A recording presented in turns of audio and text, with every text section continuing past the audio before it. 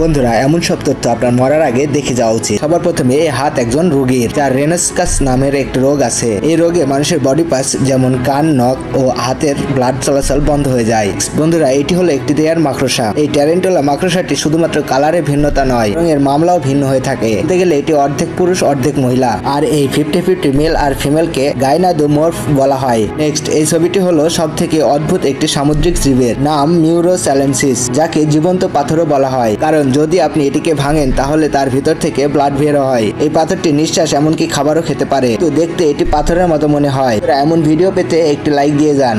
বন্ধুরা, এমন সব তথ্য আপনার মরার আগে দেখে যাওয়া উচিত। সবার প্রথমে এই হাত একজন রোগীর, যার রেনাসকাস নামের একটি রোগ আছে। এই রোগে মানুষের বডি পার্টস যেমন কান, নখ ও হাতের ব্লাড চলাচল বন্ধ হয়ে যায়। বন্ধুরা, এটি হলো একটি রেয়ার মাকড়সা। এই ট্যারেন্টুলা মাকড়সাটি শুধুমাত্র কালারে ভিন্নতা নয়, এবং এর মামলাও ভিন্ন হয়ে থাকে। বলতে গেলে এটি অর্ধেক পুরুষ অর্ধেক মহিলা, আর এই 50-50 মেল আর ফিমেলকে গাইনাডোমর্ফ বলা হয়। নেক্সট, এই ছবিটি হলো সব থেকে অদ্ভুত একটি সামুদ্রিক জীবের নাম মিউরোস্যালেনসিস, যাকে জীবন্ত পাথরও বলা হয়, কারণ যদি আপনি এটিকে ভাঙেন তাহলে তার ভিতর থেকে ব্লাড বের হয়। এই পাথরটি নিঃশ্বাস এমনকি খাবারও খেতে পারে, তো দেখতে এটি পাথরের মতো মনে হয়। এমন ভিডিও পেতে একটি লাইক দিয়ে যান।